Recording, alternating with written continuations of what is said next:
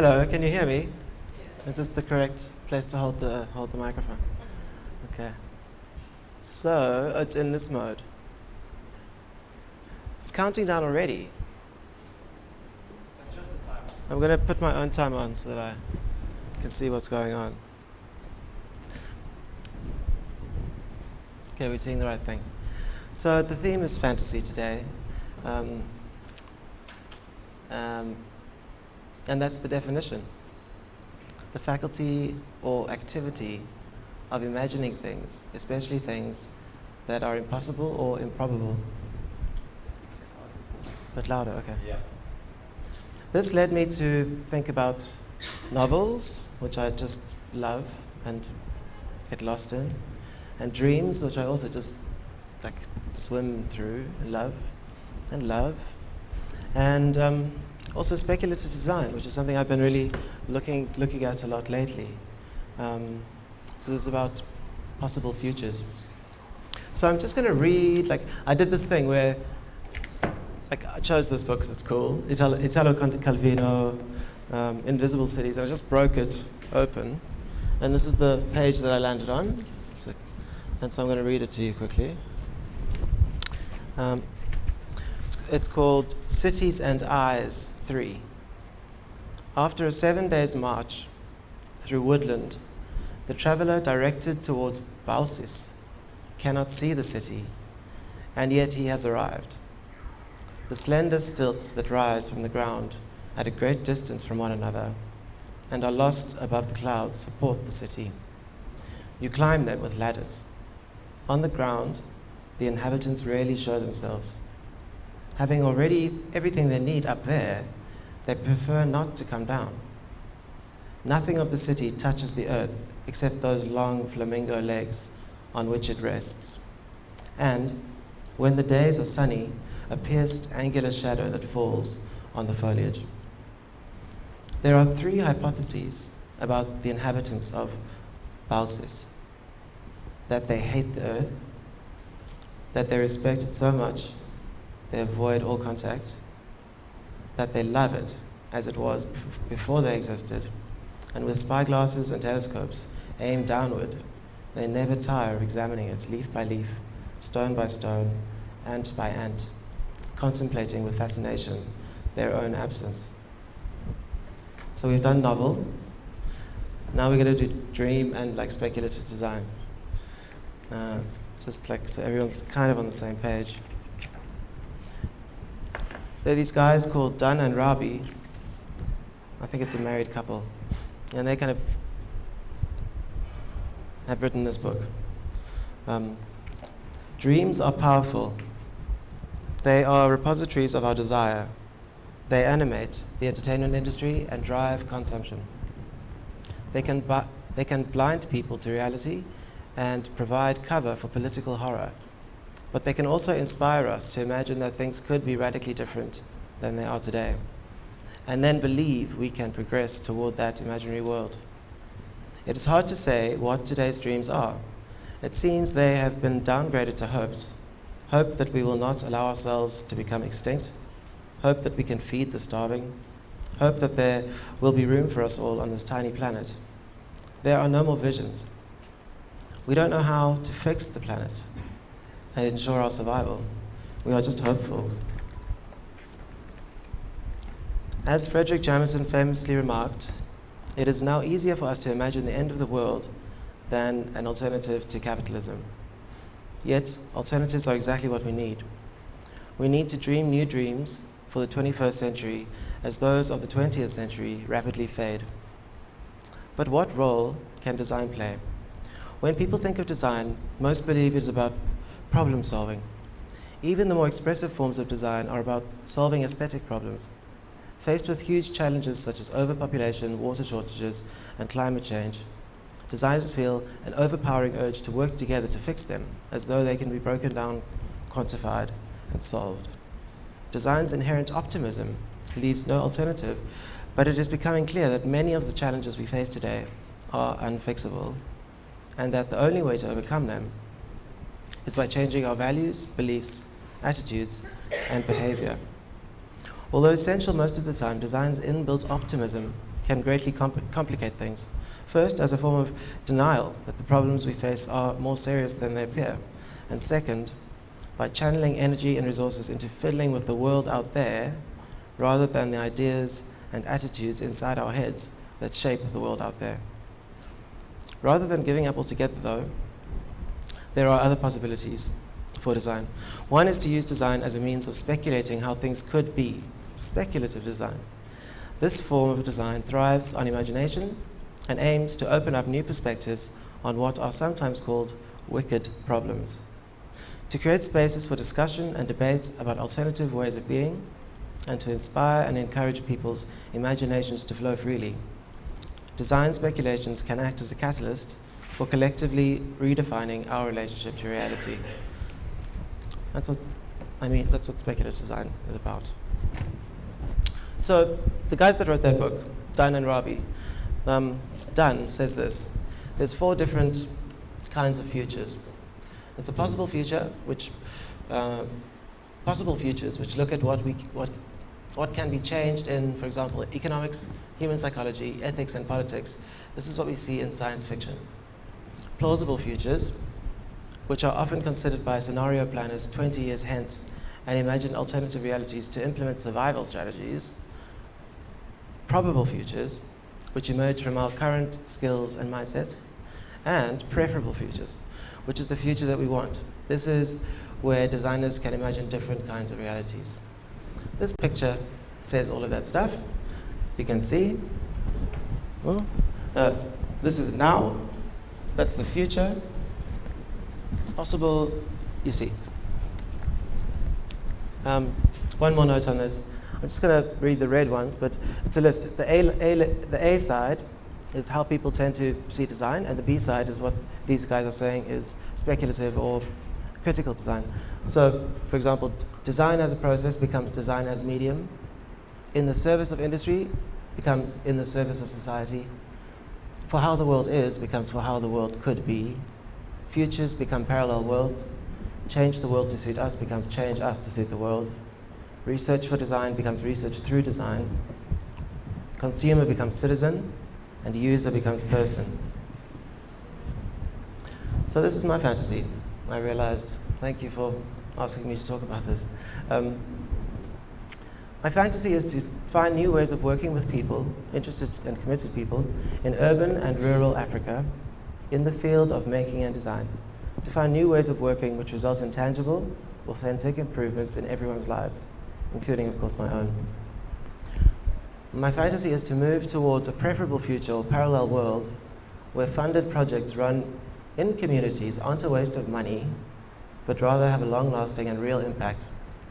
Ideally, a kind of viral impact. My fantasy is therefore to challenge current funding models for this kind of work, which are often just about what gets reported to the funders.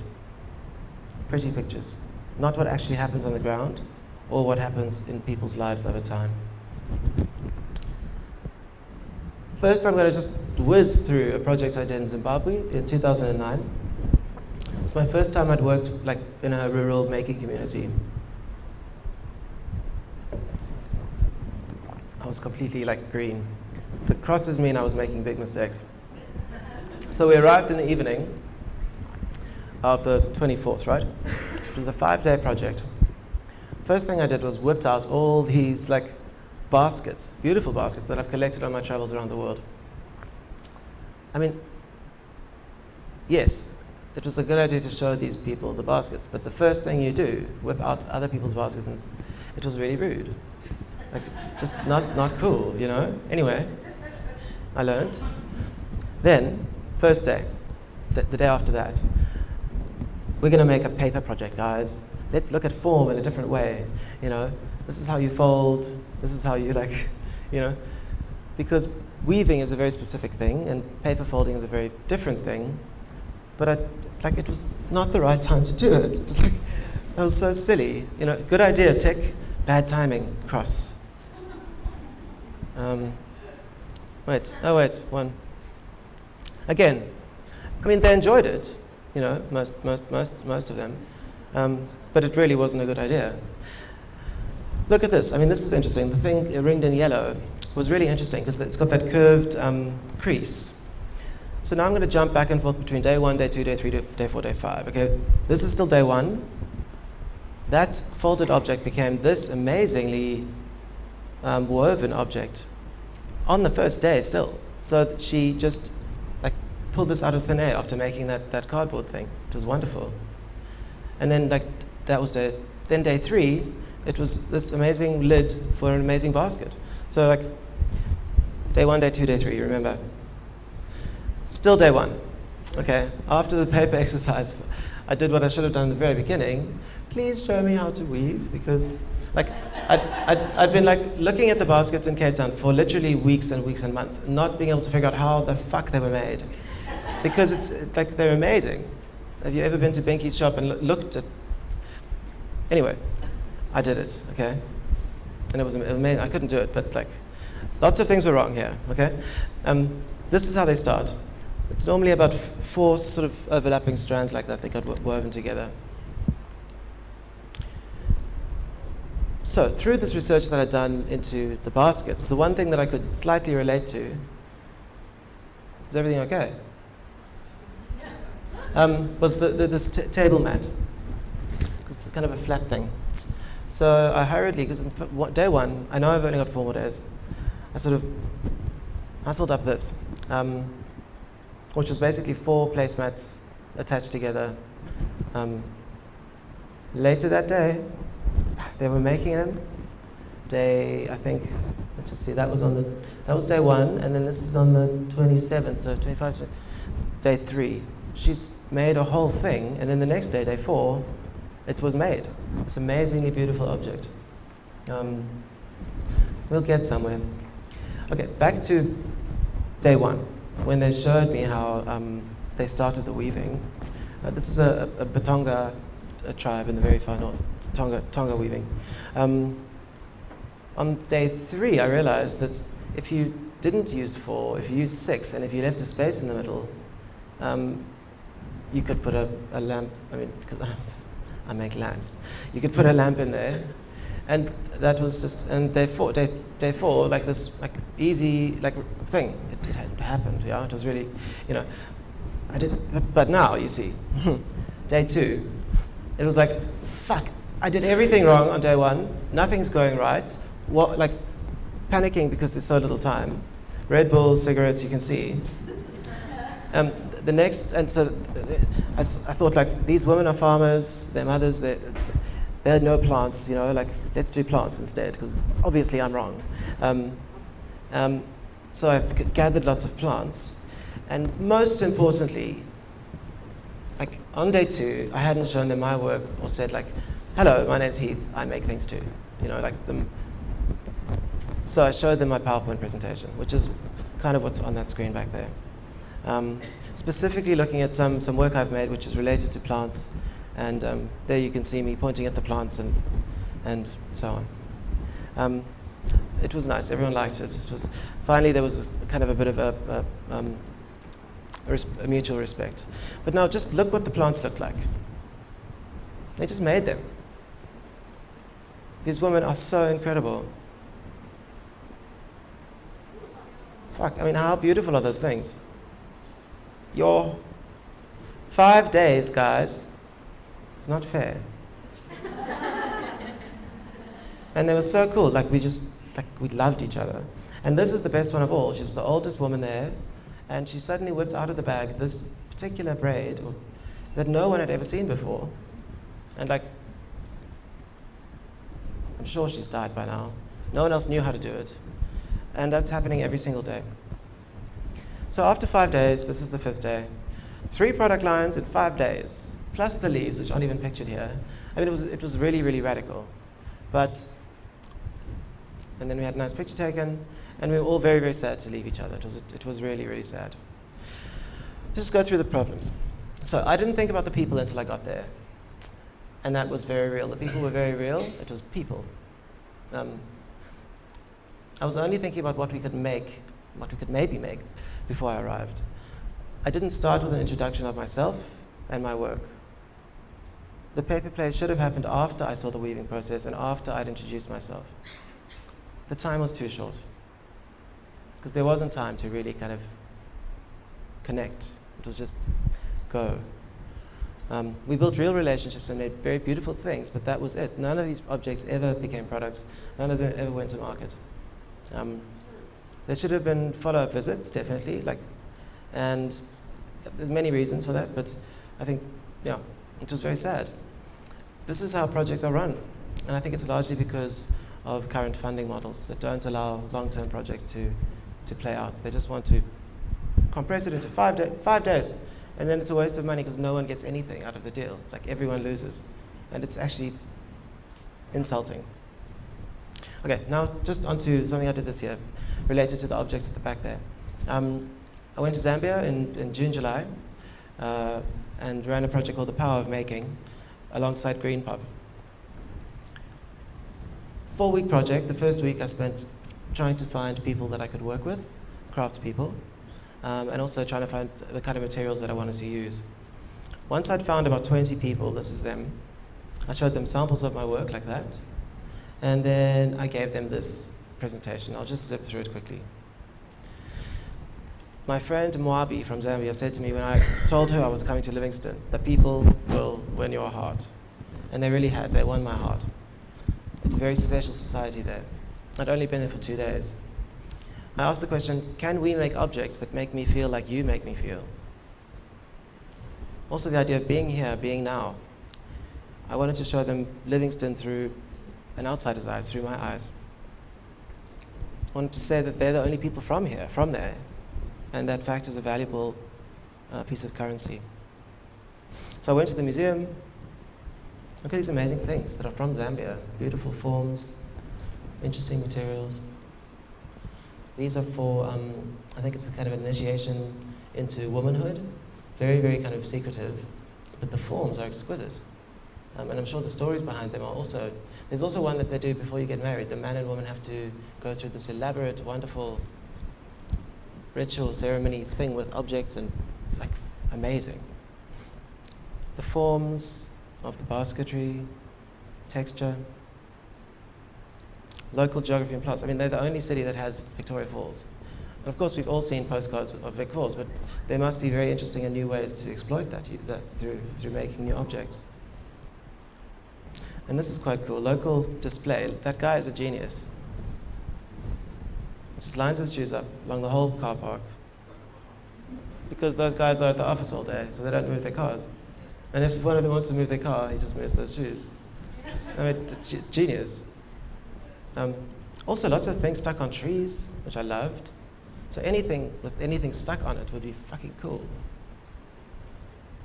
Also piles of stuff, lots of piles. Look at these piles of things at the market. It was beautiful. And then these piles, it's so nice. And then also piles, but maximize the amount of coal you can put in that bag. And then local use of text, because I think text is very important and interesting in terms of making. Ultimately, I was there to start looking at perhaps helping people eventually maybe develop a different kind of curio, but I don't think that's true. Text. And then that fluffy thing's just cool. And I showed them a picture of the bottles that I know. I took that in the supermarket in Livingston because they said, no, we don't have those bottles. No. Because they just disappear. And there, you see, they do have those bottles. So out of 20 people that signed up and came to that introduction, 6 amazing people whose work you see there chose to sit with me for 3 whole weeks without pay in a park and just share time and conversation and make shit together. It was 3 weeks. It's like it's luxury. 5 days. Remember 5 days? You remember that? It was 5 days was shit. We're all missing each other, which they aren't on Facebook. It's fucking irritating. Okay, so this is the dump. So we found some bottles, which was great. And later we also found some at the market, because these bottles are used for carrying shit around and measuring and stuff.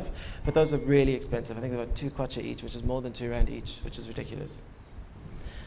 So that happened, and then I made this poster. It's at the back. I just have to stand by it to just point out stuff quickly. I wanted to have a thing that I could always refer to. Okay, so there's the basic principles of like objects: form, scale, texture, function, color, weight. Thank you. Maybe I'll just use this and tell you where. And then on the bottom left, who are you making it for? Farmers, locals, animals, tourists, for bathing, for children, for gardening, for churches, for hotels. Bottom middle, size, price, time. Don't forget those very important factors, because you've got to sell it. Bottom right, what materials can we possibly use? Clay, fabric, HDPE, bone, copper, bottle, everything. And then all over the place, what can we make? Jewelry, furniture, lighting, clothes, storage, with all those associated things. So it was just a way to kind of like vomit everything onto a piece of paper, and I could keep like saying, look at that, Every day we set up this space in the park, which was wonderful. We had a washing station, we had some samples of my old work, we had wire and pliers and tools, and we just started making stuff together. The first request I had from the woman was, please can we have some needle and thread? And I've never stitched plastic before. I mean, I've been doing this for 15 years. I never stitched it. And we had lots of Tetra Pak from Green Pop's camp. So also the first time I'd ever used, I played with Tetra Pak a bit, but this was really exciting. Look, once you scrunch it up, it becomes like, it's like leather. So you could make clothes out of this. It's really incredible material, and it's very difficult to recycle, so rather make things out of it. Very excited about that. That's nice, hey? And this guy, I've forgotten his name, he made a wallet for himself. What is that, a waste paper basket? And then Freeton made this amazing comb, and then a range of them. This is all over 3 weeks. It all happened very slowly. Zambia is very slow. Look how nice they made things. So the whole time we were just asking questions: who's it for? How much does it cost? How long does it take to make? All that stuff.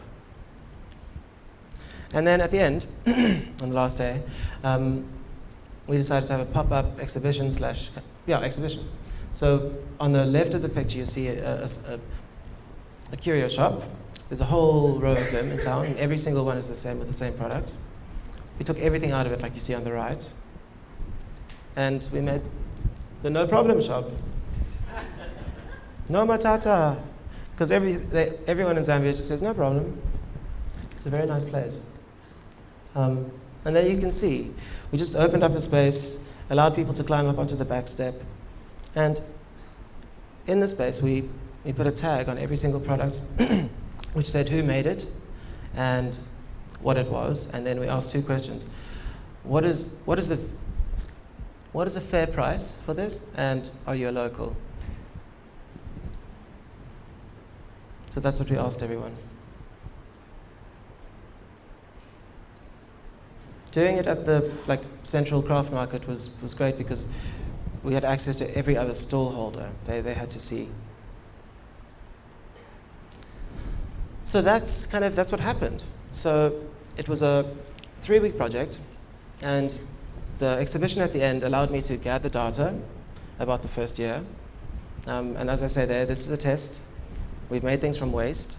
We need your advice. Please lend us your time. So again, it's about time. What I wanted to do was engage people in the object, not just how much does it cost?